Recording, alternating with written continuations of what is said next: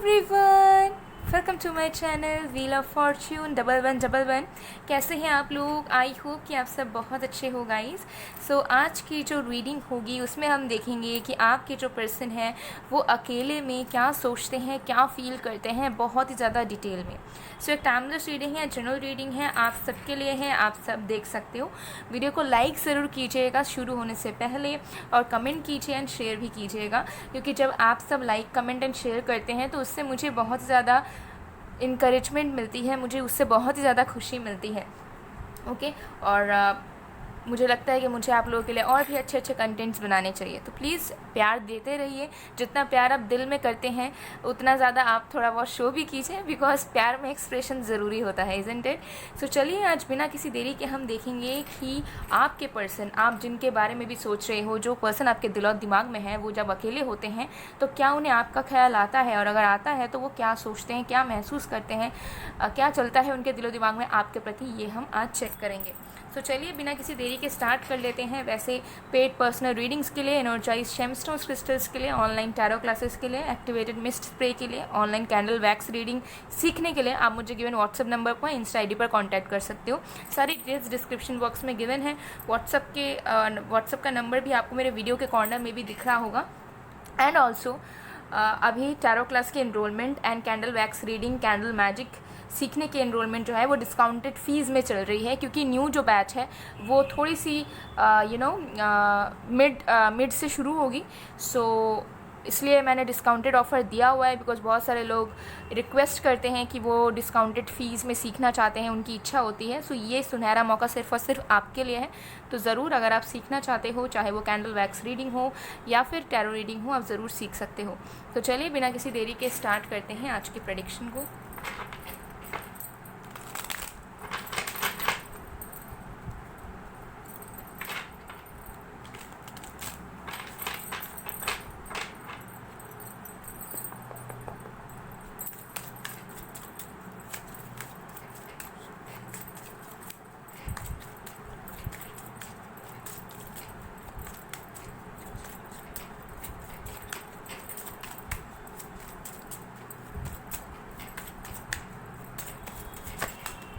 Okay, we have 8 of Pentacles, we have the Emperor,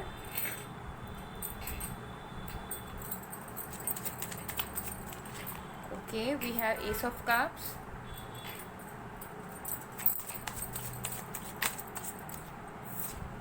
we have 10 of Cups. Wow.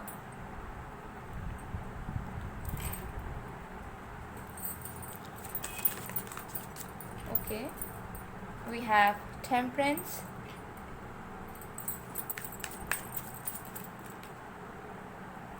we have Ace of Wands,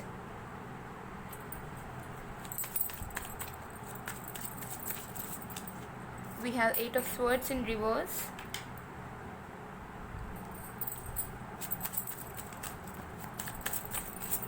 and we have Death card.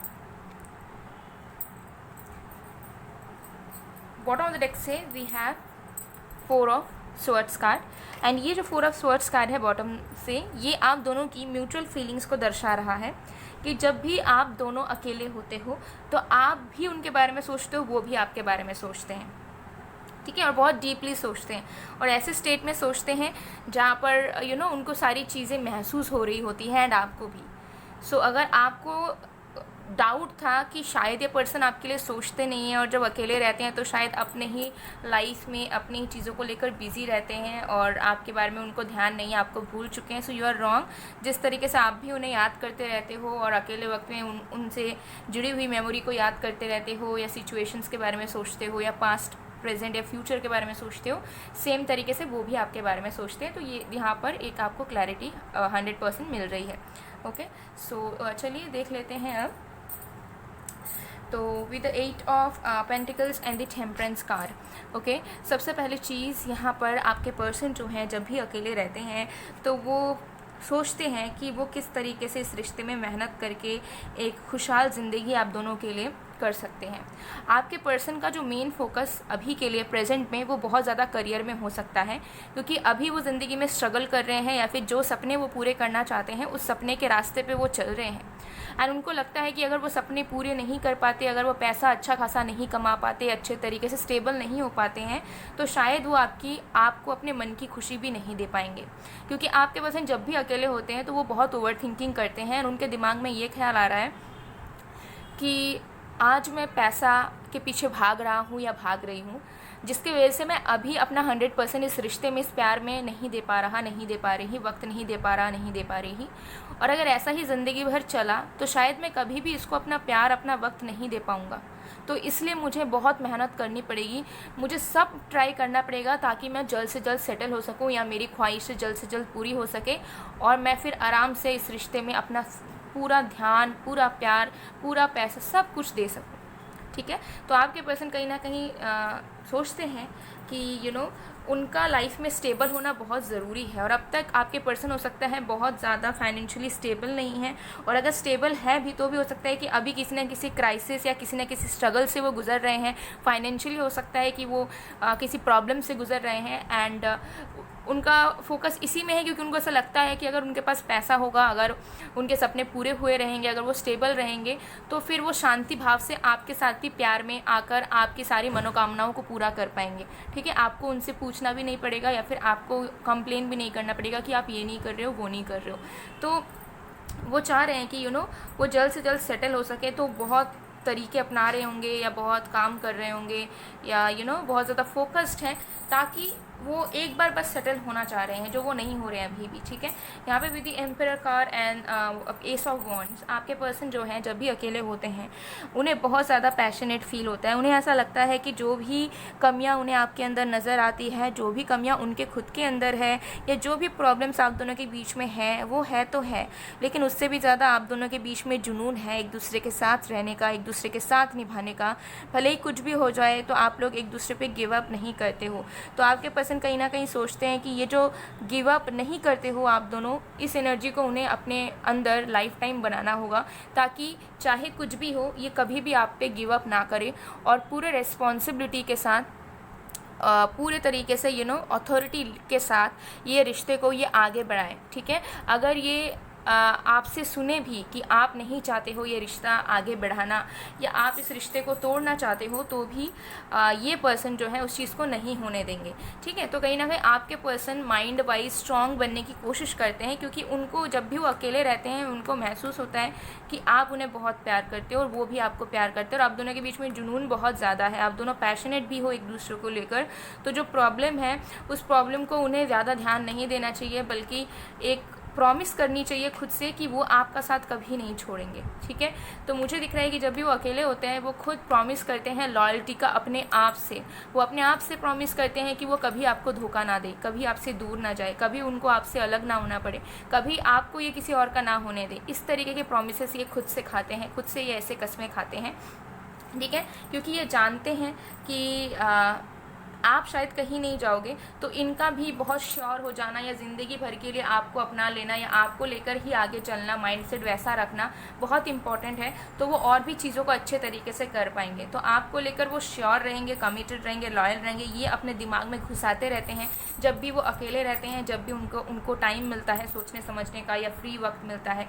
ठीक है, तो आपके रिश्ते को लेकर definitely वो feel करते हैं। ठीक है, with the S of cups and 8 of swords in reverse card, ये पर्सन जो है ना जब भी अकेले होते हैं तो ये एकदम पीछे चले जाते हैं। ठीक है, जब आप दोनों का हो सकता है कनेक्शन या बॉन्ड स्टार्ट हुआ होगा, इतना पीछे चले जाते हैं, फिर वो सोचते हैं कि आप लोग कितने पड़ावों को पार कर कर अभी तक साथ में हो, या कितना कुछ फेस करने के बावजूद भी आप दोनों के बीच की जो भावनाएं हैं वो एक दूसरे के लिए नहीं बदली।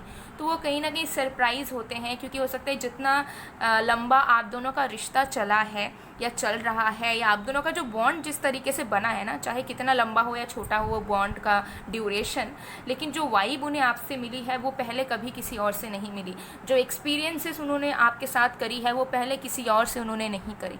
जो एनर्जी उनको फील हुई है आपसे, उन्होंने पहले किसी और से फील नहीं करी। तो आप उनके लिए सबसे अलग हो, यूनिक हो। ठीक है, आपका मिलना, आपका रहना, और आप खुद बहुत खास हो उनके लिए। तो कहीं ना कहीं बहुत ज़्यादा रिकॉल करते हैं सारी मेमोरीज़ को, अच्छी बुरी मेमोरीज़ को, एंड सरप्राइज़ होते हैं कि वाओ, जो बॉन्ड हमने किसी और के साथ फील नहीं किया, जो हमारे मन में इच्छा नहीं जागी कि चाहे बुरा भी हो तो मुझे इसके साथ ही रहना है, ठीक है, चाहे कुछ अच्छा नहीं हो रहा है तब भी मुझे इसके साथ रहना है, या फिर हम दोनों का साथ बार बार, हम दोनों का यूनियन होना, या फिर हम दोनों का एक दूसरे के प्रति कांस्टेंट चाहत रहना, कितना ज़्यादा अच्छा है, कितना ज़्यादा मैजिकल है ये कि हम अभी भी एक दूसरे के साथ रहना चाहते हैं, या हम दोनों एक दूसरे को अभी भी चाहते हैं।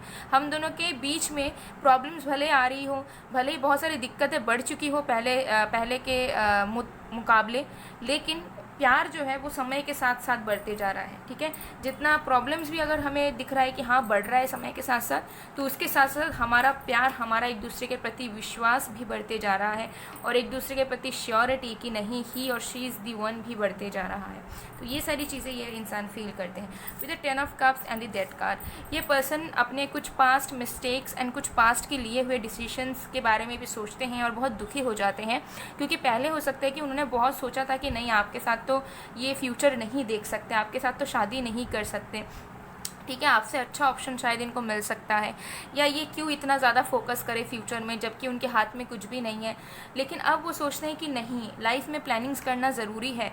अगर वो करियर में मेहनत कर रहे हैं, जो करियर में उनको सक्सेस नहीं मिल पा रहा है उसमें भी वो लगे पड़े हैं, तो जो रिश्ता हैप्पीली वर्क नहीं कर रहा है, स्मूथली वर्क नहीं कर रहे हैं, तो उस पर भी वो मेहनत डाल के उस रिश्ते को अच्छा क्यों नहीं बना सकते हैं। अगर कोई रिश्ता हमें ख़राब दिखता है तो हम तुरंत उससे बैक ऑफ हो जाते हैं, तुरंत हम उसे छोड़ देते हैं और अच्छे के तलाश में चले जाते हैं। लेकिन जब हमारी फैमिली के साथ कुछ इशू होता है, हमारे करियर में कुछ प्रॉब्लम होता है, तो हम जल्दी उसमें गिव अप करने की कभी नहीं सोचते। हम सोचते हैं कि नहीं, मेहनत तो करेंगे, ठीक करने की पूरी कोशिश करते हैं।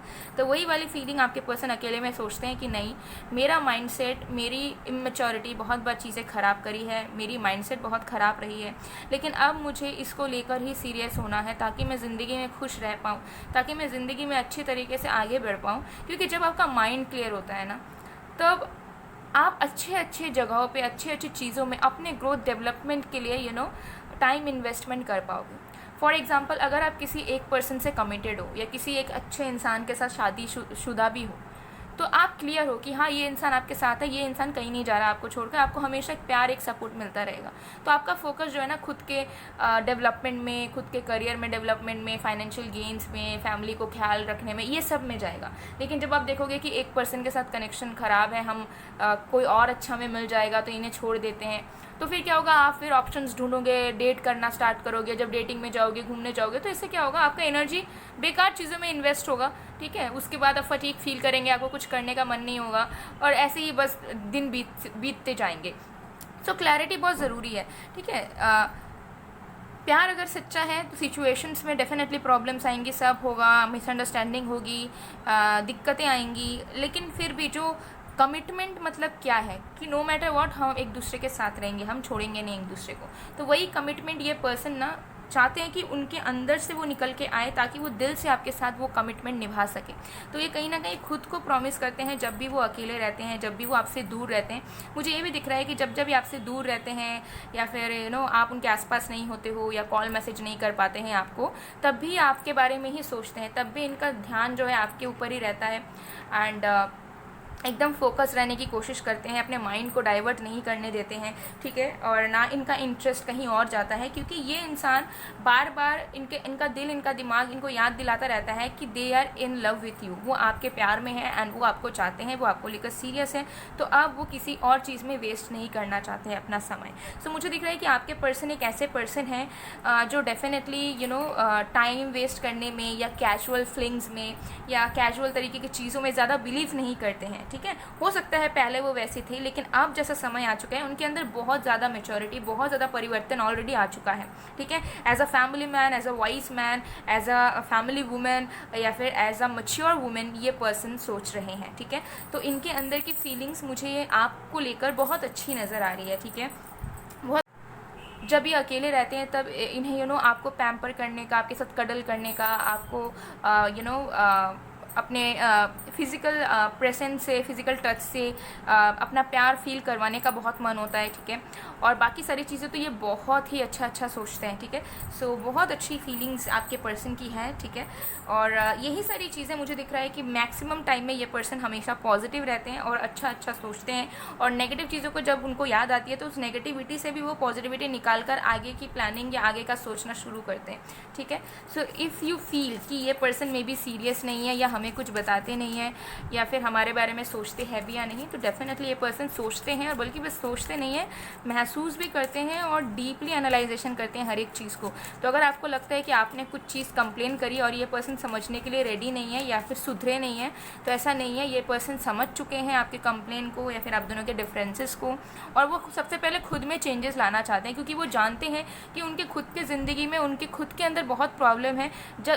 जब तक वो उन सारी चीज़ों को स्टेबल नहीं कर पाएंगे, वो आपको अपना आप का 100% नहीं दे पाएंगे, जिसकी वजह से हो सकता है मेन रीज़न हो कि ये इंसान रिश्ते में अगर आप 100% दे रहे हो तो ये हो सकता है 40-50% ही दे पाते हो, ज़्यादा नहीं कर पाते हो, क्योंकि उनके पास उतना एनर्जी नहीं बचता है, ठीक है। और उनका फर्स्ट प्रायोरिटी अभी हो सकता है कि लाइफ में स्टेबल होना, करियर बनाना, पैसा कमाना, ये सब हो सकता है, ठीक है।